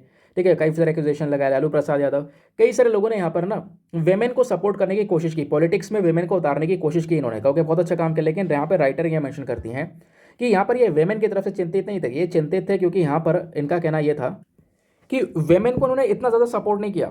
कई सारे लोग पुराने ज़माने में, ठीक है, अब पहले के समय पर 2010 से पहले कई सारे लीडर्स थे जो कि वेमेन को सपोर्ट कर सकते थे। उस समय पर भी यहाँ पर ये बिल पास हो सकता था, क्योंकि सालों साल बिल अटकने के बाद में अब पास हुआ है। क्योंकि लोगों की सोच ये थी कि इससे जो मेन की जगह है इन इलेक्शंस के अंदर में वो कम हो जाएगी। हमारी पेट्रियार्कल सोसाइटी में इलेक्शंस, क्योंकि पेट्रियार्कल सोसाइटी चली रही है, इसी टर्म के ऊपर तो पूरा आर्टिकल लिखा जा रहा है, जहाँ पर मेन को ज़्यादा दर्जा दिया जा रहा है, वेमेन को कम दर्जा दिया जा रहा है। तो यहाँ पर वेमेन की जो स्पेस अगर हम बढ़ा देंगे तो मैन को कम जगह मिलेगी, है ना। तो इस प्रकार की जो चीज़ें हैं, इस प्रकार के जो थॉट्स हैं, इसकी वजह से कहीं ना कहीं जो पॉलिटिक्स है यहाँ पर जो महिला हैं वो आ नहीं पाई, उनको यहाँ पर सीधा सीधा हम एकदम लीडरशिप के रोल के तौर पर उतार नहीं पाए। तो राइटर ने लास्ट में क्वेश्चन उठाया, क्यों महिलाओं को वेट करना पड़ रहा है इस जेंडर गैप को समाप्ति करने के लिए। जो आज के समय पर बिल है ये बहुत पहले पास हो सकता था, लंबा वेट करवाया, अब जाकर यहाँ पर ये बिल पास हुआ है और अभी भी ये बिल इम्प्लीमेंट नहीं होगा। इस बिल को लागू होने में समय लगेगा। जैसे कि अगर आप सोच रहे थे अगले साल से लागू हो जाएगा, ऐसा कुछ भी नहीं है। अभी एक तो डिलिमिटेशन एक्सरसाइज होगी, पॉलिसीमन होगा, उसके अलावा सेंसस आएगा, जो भी चेंजेस होंगे उसके बाद यहाँ पे लागू होगा, और लागू होने के बाद भी हमेशा नहीं रहेगा, 15 साल के लिए अवेलेबल रहेगा। तो आप जेंडर गैप को ख़त्म करने के लिए कोई चीज़ लेकर आए, लेकिन उसको भी आपने लंबे समय तक नहीं रखा। तो ये समय है यहाँ पर चीज़ों को सही करने का, जो हमारे इतिहास में गलती हुई है उन चीज़ों को यहाँ पर सही करने का। ठीक है, तो महिलाएं जो हैं वो एक बदलाव चाहती हैं और सोसाइटी को यहाँ पर कहीं ना कहीं एक बदलाव की ज़रूरत है। और इसी वजह से यहाँ पे कोई भी ऐसा कारण नहीं होना चाहिए कि हम इस जेंडर गैप को ख़त्म करने के लिए और ज़्यादा लेट करें या और ज़्यादा डिले करें। जेंडर गैप के ऊपर एक जल्द से जल्द फोकस करने के बाद में हमें इसको ख़त्म करने के ऊपर एक स्पेशल फोकस करना चाहिए। समझ गए। तो ये एडिटोरियल बड़ा लंबा चौड़ा एडिटोरियल था, लेकिन बहुत सारे पॉइंट ऑफ व्यूज़ आपको देखने को मिलेंगे, जहाँ पर हिस्टोरिकल कॉन्सेप्ट्स और भी बहुत सारी चीज़ें मेंशन की गई हैं। सभी चीज़ मैंने आपको बहुत सिंपल शब्दों में एक्सप्लेन करने की कोशिश की है। ठीक है, तो दोस्तों ये था हमारा एडिटोरियल। अब उसके बाद में एक और लास्ट आर्टिकल है, फटाफट उसको भी डिस्कस करेंगे, फिर अपने लेक्चर की हम समाप्ति करेंगे। कौन सा आर्टिकल है भाई? एक आर्टिकल और है, वो भी इकोनॉमी के पॉइंट ऑफ व्यू से इंपॉर्टेंट है। यहाँ पे बात की जा रही है नेट डायरेक्ट टैक्स कलेक्शन के बारे में। तो दोस्तों यहाँ पे जो CBDT बॉडी है, CBDT की फुल फॉर्म है central board of direct taxes. CBDT के चेयरपर्सन है नितिन गुप्ता। तो इन्होंने यहाँ पर मेंशन किया है कि जो अब की बार का सरकार का डायरेक्ट कलेक्शन है, ये इंक्रीज़ हुआ है। 21.8% से डायरेक्ट टैक्स कलेक्शन इंक्रीज़ हुआ है, यानी कि 9.57 लाख करोड़ के आसपास का ये कलेक्शन देखने को मिलेगा अक्टूबर के अंदर, या 9 अक्टूबर तक बेसिकली। तो 9 अक्टूबर तक डायरेक्ट टैक्स कलेक्शन इंक्रीज़ हुआ, ये यहाँ पर बताया गया। ठीक है, तो इसमें अगेन कुछ नहीं ध्यान रखना, क्योंकि कभी डायरेक्ट टैक्स कलेक्शन कम होगा, कभी यहाँ पर ज़्यादा होगा। तो क्वेश्चन बस खाली यही बेसिस पर बनता है कि जो ये डायरेक्ट टैक्स है ये एग्जैक्टली होता क्या है। दोस्तों आपको पता होगा टैक्सेस दो प्रकार के होते हैं, एक होता है डायरेक्ट टैक्स और एक होता है इनडायरेक्ट टैक्स। बहुत ध्यान से सुनना, सारी चीज़ें आपको बहुत ही सिंपल शब्दों में मैं एक्सप्लेन करने की कोशिश करूंगा। अब डायरेक्ट टैक्स दोस्तों क्या है, जो डायरेक्टली पे किया जाता है। कहोगे डायरेक्टली पे किया जाता है मतलब जैसे इनकम टैक्स हो गया आपका, कॉर्पोरेट टैक्स हो गया आपका, ठीक है, ये हमारे क्या है, डायरेक्ट टैक्स हैं। आपकी इनकम से सीधा आप सीधा यहाँ पर कुछ टैक्स का हिस्सा निकल कर सरकार को पे कर रहे हो, ये आपके डायरेक्ट टैक्स हो गए। लेकिन होता है इनडायरेक्ट टैक्स। अब डायरेक्ट टैक्स तो कोई कोई पे करता है, जिसकी इनकम बहुत अच्छी है, टैक्स के दायरे में आ रहा है, वही पे करता है। लेकिन इनडायरेक्ट टैक्स सब पे करते हैं। जैसे कोई भी पर्टिकुलर सामान, कोई बिस्किट, कोई चिप्स या कुछ भी खरीदने जा रहे हो, उसके ऊपर एक टैक्स लग रहा है दोस्तों, वो आपका इनडायरेक्ट टैक्स है। सब पे करते हैं इनडायरेक्ट टैक्स। जैसे जीएसटी है, जीएसटी इनडायरेक्ट टैक्स है, और इनकम टैक्स वो हमारा डायरेक्ट टैक्स है। समझ गए? तो डायरेक्ट टैक्स एक ऐसा टैक्स है जहां पर एक पर्सन या फिर एक संगठन यानी ऑर्गेनाइजेशन, वो डायरेक्टली यहां पर उसके ऊपर टैक्स लागू किया जाए, डायरेक्टली लगाया जाए। तो यहाँ पर एक इंडिविजुअल टैक्स पेयर हो सकता है, फॉर एग्जांपल यहाँ पर वो सरकार को टैक्स पे करेगा, उसमें इनकम टैक्स हो सकता है, रियल प्रॉपर्टी टैक्स हो सकता है, पर्सनल प्रॉपर्टी टैक्स हो सकता है, या टैक्सेस ऑन एसेट्स हो सकते हैं, जो उसके पास में पूंजी है, जो एसेट्स है उसके ऊपर भी टैक्स लग सकते हैं। तो ये हमारे डायरेक्ट टैक्स कहलाता है। क्वेश्चन यहाँ पर यह है कि डायरेक्ट टैक्स का इंपॉर्टेंस क्या होता है। पहला इंपॉर्टेंस आपको देखने को मिलेगा दोस्तों, जो डायरेक्ट टैक्स है वो इनकम टैक्स, वेल्थ टैक्स, ये सारी चीज़ होती हैं। अब ये चीज़ कैसे काम करती हैं, एबिलिटी ऑफ पेपर, यानी कि जो व्यक्ति यहाँ पर सक्षम है, और सक्षम क्या है दोस्तों, यहाँ पर यह देखा जाता है कि भाई जिसकी इनकम ज़्यादा है, क्योंकि डायरेक्ट टैक्स कहीं ना कहीं इक्वालिटी को प्रमोट करता है। भाई एक तरफ यहाँ पर आप कह सकते हो कि लो इनकम वाले ग्रुप वाले लोग हैं, जिनकी आय ज़्यादा अच्छी नहीं है, कम पैसा कमा रहे हैं। एक तरफ जो ग्रुप है वो हाई इनकम वाला ग्रुप है, इनकी जो आय है बहुत ज़्यादा है, करोड़ों रुपए में यहाँ पर इनकी जो अर्निंग है सब हो रही है। तो इनसे क्या होगा, टैक्स लिया जाएगा, डायरेक्ट टैक्स। इनसे टैक्स, वो डायरेक्ट टैक्स नहीं लिया जाएगा। अब डायरेक्ट टैक्स जो यहाँ पर इन अमीर लोगों से सरकार लेगी, उसका क्या करेगी, डिस्ट्रीब्यूशन करेगी। या डिस्ट्रीब्यूशन क्या होगा, इक्वली डिस्ट्रीब्यूशन होगा, सभी में यहाँ पर बांटा जाएगा, क्योंकि उस डायरेक्ट टैक्स का गवर्नमेंट यहाँ पर यूज़ करेगी लोगों के वेलफेयर के लिए। तो ये चीज़ यहाँ पर, ये पहला इंपॉर्टेंस है डायरेक्ट टैक्स का। ठीक है, फिर उसके बाद में ये प्रोग्रेसिव होता है। अब दोस्तों यहाँ पर एक चीज़ आपको ये भी नजर आएगी कि जैसे जैसी इनकम होगी वैसा टैक्स होगा। अब ऐसा नहीं कि डायरेक्ट टैक्स की एक लिमिट है, भाई इतने रुपए यहाँ पर टैक्स चार्ज किया जाएगा, नहीं। डायरेक्ट टैक्स, जो जितना ज़्यादा पैसा कमा रहा होगा वो उतना ज़्यादा टैक्स पे करेगा। समझ गए? जितनी ज़्यादा इनकम, जितनी हाई इनकम, उतना हाई इनकम टैक्स। ये चीज़ आपको देखने को मिल जाती है। ठीक है, उसके बाद यहाँ पर डायरेक्ट टैक्स थोड़ा प्रोडक्टिव होता है। कैसे? जो डायरेक्ट टैक्स से यहाँ पर रेवेन्यू निकल कर आता है, जो भी पैसा जनरेट होता है, वो कम बढ़ती होता रहता है। ठीक है, अब ये कम बढ़ती कैसे होता है, ये ऑटोमेटिकली चेंज होता है हमारे देश की नेशनल इनकम के साथ में। जो हमारी देश की नेशनल इनकम है, हमारे देश की जो टोटल वेल्थ है दोस्तों, जैसे जैसे वो बदलेगी, उसके हिसाब से लोगों का जो यहाँ पर टैक्स है वो यहाँ पर चेंज होगा। जो डायरेक्ट टैक्सेस हैं, जो रेवेन्यू यहाँ पर लोग जो सरकार के पास में आता है डायरेक्ट टैक्स का, वो यहाँ पर कम बढ़ती होगा। क्योंकि ऑब्वियस सी बात है, यहाँ पर जब पूरा इकॉनमी के अंदर में चेंज हो रहा है, मतलब यहाँ पर लोगों ने कम पैसा कमाया, उसके बेसिस पर यहाँ पर जो टैक्स है वही थोड़ा सा कम हो गया।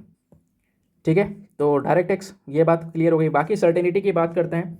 जो डायरेक्ट टैक्स होते हैं बहुत एग्जैक्ट होते हैं, यानी टू द पॉइंट, एक्यूरेसी यहाँ पर आपको देखने को मिलती है। ठीक है, तो डायरेक्ट टैक्सेस में जो टैक्स पेयर होता है, जो टैक्स पे करता है, इनकम टैक्स पे करते होंगे कई सारे लोग, वो यहाँ पर जानता है कि यहाँ पर उन्हें टैक्स पे करना है, उनकी जिम्मेदारी है टैक्स पे करना, और इससे यहाँ पर इंसान जो है एक जिम्मेदार व्यक्ति भी बनता है। और यहाँ पर थोड़ा काम आसान हो जाता है दोस्तों, क्योंकि डायरेक्ट टैक्सेस जो होते हैं, जैसे इनकम टैक्स वगैरह, ये एनुअली कलेक्ट किए जाते हैं, हर बार नहीं कलेक्ट किया जाता है, साल में एक बार कलेक्शन होता है। भाई आप पूरे साल का इनकम टैक्स पे करते हो, तो लंप सम में इकट्ठा यहाँ पे कलेक्शन हो जाता है। ठीक है, जबकि यहाँ पर indirect taxes, sales tax, excise duties, इन सब का कलेक्शन देखोगे तो यहाँ पर ये थोड़ा सा मिनिमम होता है। ये क्वार्टरली बेसिस पर कलेक्ट किए जाते हैं, शॉर्ट शॉर्ट इंटरवल्स पर कलेक्ट किए जाते हैं, तो इनका कलेक्शन, मतलब कलेक्शन तो ज़्यादा होता है डायरेक्ट टैक्स से, लेकिन यहाँ पर थोड़ा सा जो प्रोसेस है वो डिफिकल्ट हो जाता है, कॉम्प्लेक्स हो जाता है, क्योंकि यहाँ पर थोड़े थोड़े समय बाद टैक्स कलेक्शन होता है। जबकि डायरेक्ट टैक्स का यहाँ पर लंप सम में साल में एक बार कलेक्शन हो जाता है, तो उससे यहाँ पर काम बन जाता है। बाकी यहाँ पर डायरेक्ट टैक्स में टैक्स से बचकर भाग पाना, ये भी थोड़ा यहाँ पर मुश्किल हो जाता है दोस्तों। उसके साथ साथ यहाँ पर इस डायरेक्ट टैक्स का एक और इंपॉर्टेंस है। इंपॉर्टेंस यहाँ पर यह है कि इंसान के अंदर में एक नई वैल्यू, एक एजुकेटिव वैल्यू को ऐड करता है। जो टैक्स पेयर्स होते हैं, जो सिटीजन्स हैं वो अपनी यहाँ पर जो ड्यूटी अपना कर्तव्य है वो यहाँ पर समझ पाते हैं, रियलाइज़ कर पाते हैं भाई उनको टैक्स पे करना है। और साथ ही साथ में यहाँ पर उस जो टैक्स है वो टैक्स यहाँ पर सरकार के पास में एज अ इनकम जा रहा है, सरकार यहाँ पर उस टैक्स को यहाँ पर खर्च कर रही है, ठीक है। और गवर्नमेंट यहाँ पर पूरे सोसाइटी वेलफेयर के लिए यहाँ पर खर्च कर रही है, तो वो चीज़ भी आपको देखने को मिलती है। तो डायरेक्ट टैक्स के यहाँ पर ये सारे इंपॉर्टेंसेस हैं। अब दोस्तों यहाँ पे दो प्रकार की बॉडी आती है, एक होती है सीबीडीटी और एक आती है सीबीआईसी। सीबीडीटी कौन सी है? Central board of direct taxes. और सीबीआईसी कौन सी है? ये है central board of indirect taxes and customs. तो इनडायरेक्ट टैक्सेस को मैनेज करने के लिए सीबीआईसी है, डायरेक्ट टैक्सेस को मैनेज करने के लिए सीबीडीटी। तो सीबीडीटी के यहाँ पर जो ये मेन लीडर हैं वो आपको यहाँ पर ये देखने को मिल जाएंगे, नितिन गुप्ता, जिनके बारे में अभी हमने डिस्कस किया था। तो सीबीडीटी और सीबीआईसी, ध्यान रखना दोनों की दोनों जो बॉडी हैं इनको central boards of revenue act 1963 के तहत क्रिएट किया गया है, दोनों को बनाया गया है।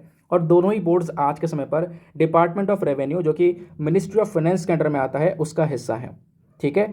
बाकी सीबीडीटी के बारे में डिटेल से पढ़ोगे तो ये क्या करता है, कुछ प्लानिंग वगैरह प्रोवाइड करवाता है डायरेक्ट टैक्सेस को लेकर, ये डायरेक्ट टैक्सेस को लेकर रिस्पॉन्सिबल है, ठीक है। उसके अलावा जो डायरेक्ट टैक्स हैं जिसमें इनकम टैक्स, कॉर्पोरेशन टैक्स, ये सारी चीज़ें आती हैं। और जो हमारा सीबीआईसी है, यह है central board of excise and customs, ठीक है। इसका जो नाम है ना, ये चेंज किया गया है। पहले यहाँ पर इसका नाम सीबीईसी हुआ करता था, central board of excise and customs. बाद में इसका नाम बदलकर central board of indirect taxes कर दिया गया 2008 में, क्योंकि फिर जीएसटी आ गया, बाकी एक्साइज वगैरह ये सब खत्म हो गए थे, ठीक है। तो बाकी यहाँ पर सीबीआईसी का मेन काम क्या है? नई नई जो पॉलिसीज, नई नई नीतियाँ हैं वो सब बनाना, जीएसटी को लेकर स्पेशली, ठीक है। तो ये बेसिकली आप लोग देख पाओगे सीबीआईसी और सीबीडीटी के बीच का डिफरेंस। तो दो बॉडीज से इनके बीच में जो ये बेसिक कंपैरिजन है वो भी यहाँ पर पता होना चाहिए, एग्जामिनेशन में आपको ये हेल्प करेगा।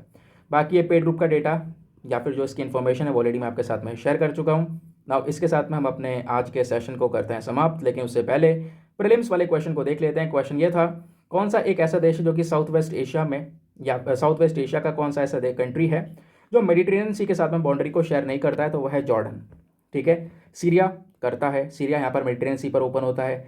लेबनान साइड में, ये बिल्कुल जस्ट इजराइल के ऊपर। फिर इजराइल एक बहुत बड़ा एरिया शेयर करता है मेडिटेरियन सी के साथ में। बच जाता है जॉर्डन, जॉर्डन जो कि इजराइल से जस्ट पीछे है, ठीक है। तो यहाँ पर इसका कोई भी ऐसा रीजन मेडिटेरियन सी की साइड में नहीं खुलता है, तो इस वजह से जो जॉर्डन है वो हमारा यहाँ पर एक ऐसा कंट्री है जो कि मेडिटेरियन सी पर ओपन नहीं होता। तो इस वजह से option number B is the correct answer. तो दोस्तों ये था पूरा का पूरा डिस्कशन। नाउ करते हैं इसी लेक्चर को समाप्त और मिलते हैं आप लोगों से अगले वीडियो में। आज के लिए bye bye, have a nice day, thank you and जय हिंद।